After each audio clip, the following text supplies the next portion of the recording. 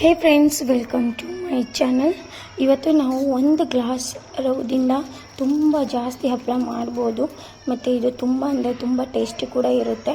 So ನೋಡ್ಬೋದಾ, ಇದು ತುಂಬ ಚಿಕ್ಕದೊಂದು ಹಾಕಿದ್ರು ಕೂಡ ಇಷ್ಟೊಂದು ದೊಡ್ಡದಾಯಿತು. ಪ್ಲಸ್ ಅದರಲ್ಲಿ ನಾನು ಇವತ್ತೇ ಕರೆದಿದ್ದೀನಿ. ಸೊ ಇನ್ನೂ ಜಾಸ್ತಿ ದೊಡ್ಡದಾಗುತ್ತೆ. ಸೊ ಹಪ್ಪಳ ಇವಾಗ ಇದು ಹೆಂಗೆ ಮಾಡಬೇಕು ಅಂತ ಎಲ್ಲನೂ ಈ ವಿಡಿಯೋಲಿ ತೋರಿಸಿದ್ದೀನಿ. ಸೊ ಎಂಡ್ವರೆಗೂ ನೋಡಿ ಹೆಂಗೆ ಮಾಡಬೇಕಂತ. ತುಂಬ ಈಸಿ ಇದೆ. ಅದರಲ್ಲಿ ನೆನೆಕೋದು ಮತ್ತು ಅರೆದು ಯಾವುದೂ ಟೆನ್ಷನ್ ಇಲ್ಲ ಫ್ರೆಂಡ್ಸ್. ತುಂಬ ಕ್ವಿಕ್ಕಾಗಿ 15 ಮಿನಿಟ್ ಇಲ್ಲ 10 ಮಿನಿಟಲ್ಲಿ ನೀವು ಈ ಹಪ್ಪಳನ್ನ ರೆಡಿ ಮಾಡ್ಬೋದು. ಈ ಪ್ರೊಸೀಜರ್ ಹೆಂಗಂತ ನೋಡ್ಕೊಂಡು ಬರೋಣ ಬನ್ನಿ. ನೀವು ಇದ್ರೆ ಅಂದರೆ ಖಂಡಿತ ಸಬ್ಸ್ಕ್ರೈಬ್ ಮಾಡ್ಕೊಳ್ಳಿ. ಫ್ರೆಂಡ್ಸ್, ಈ ಪಾಪಡ್ ರೆಸಿಪಿ ಅಂದರೆ ಹಪ್ಪಳ ರೆಸಿಪಿ ಇದೆಲ್ಲ ತುಂಬ ಈಸಿ ಇದೆ. ಯಾಕಂದರೆ ನೀವು ಒಬ್ಬರೇ ಇದ್ದೀರ ಮನೆಯಲ್ಲಿ ಅಂದರೂ ಕೂಡ ಈ ರೆಸಿಪಿನ ನೀವು ಒಬ್ಬರೇ ಕೂಡ ಮಾಡ್ಬೋದು. ಚೆನ್ನಾಗಿ ಹಪ್ಪಳ ಹಾಕ್ಬೋದು. ಸೊ ಅದು ಹೆಂಗೆ ಹಾಕಬೇಕು ಅಂತ ಅದು ಕೂಡ ಪ್ರೊಸೀಜರ್ ತೋರಿಸ್ತೀನಿ. ಸೊ ಏನಿದೆ ಅಂದರೆ ತುಂಬ ಟೇಸ್ಟಿ ಆಗಿರುತ್ತೆ. ಒಂದು ಸ್ವಲ್ಪ ನೀವು ಉಪ್ಪು ಏನಿದೆಯಲ್ಲ ಸ್ವಲ್ಪ ನೋಡಿ ಹಾಕೋಬೇಕು.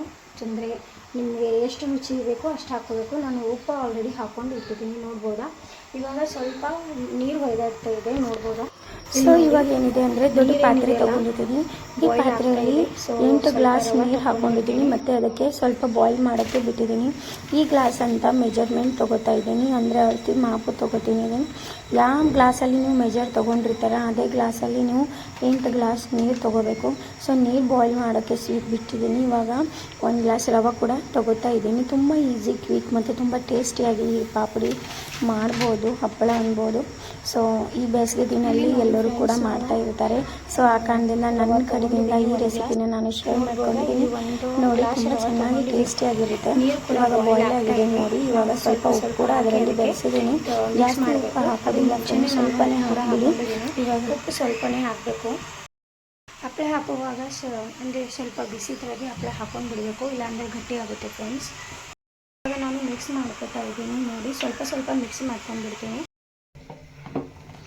ನೋಡಿ ಫ್ರೆಂಡ್ಸ್, ನಾನು ಇಲ್ಲಿ ರವೆ ಕೂಡ ಚೆನ್ನಾಗಿ ಮಿಕ್ಸ್ ಮಾಡ್ಕೊಂಡಿದ್ದೀನಿ. ಇವಾಗ 10 ಮಿನಿಟ್ಸ್ ಇಲ್ಲ 15 ಮಿನಿಟ್ ಚೆನ್ನಾಗಿ ಇದಕ್ಕೆ ಕುದ್ಕೊಳ್ಳೋಕೆ ಬಿಡೋಣ. ಅಂದರೆ ಸ್ವಲ್ಪ ಇದು ಕುದ್ಬಿಡುತ್ತೆ. ಆಮೇಲೆ ನಾವು ಹಪ್ಪಳ ಹಾಕೋಕ್ಕೆ ರೆಡಿ ಆಗುತ್ತೆ. ತುಂಬ ಈಸಿ ಸ್ಟೆಪ್ ಇದೆ, ಅದರಲ್ಲಿ ಯಾವುದೂ ಹಿಂಗೆ ಮೆಥಡ್ ಇಲ್ಲ. ಸ್ವಲ್ಪ ಉಪ್ಪು ಹಾಕಿ ರವೆ ಹಾಕ್ಕೊಂಡ್ರೆ ತುಂಬ ಟೇಸ್ಟಿಯಾಗಿ ಹಪ್ಪಳ ರೆಡಿ ಆಗುತ್ತೆ, ನೋಡ್ಬೋದಾ. ಚೆನ್ನಾಗಿ ಕಲಿಸ್ಕೊಂಡಿದ್ದೀನಿ. ಇವಾಗ ಇದು ಬಾಯ್ಲ್ ಆಗೋಕ್ಕೆ ಬಿಡೋಣ ಚೆನ್ನಾಗಿ.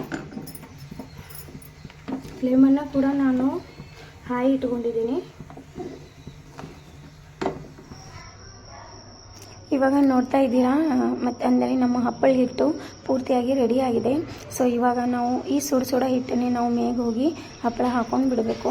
ನಾನು ಸಣ್ಣ ಪ್ರೊಸೀಜರ್ದಿಂದ ತೋರಿಸ್ತಾ ಇದ್ದೀನಿ. ಹಪ್ಪಳ ಹಾಕೋದು ತುಂಬ ಈಸಿ ಇರುತ್ತೆ.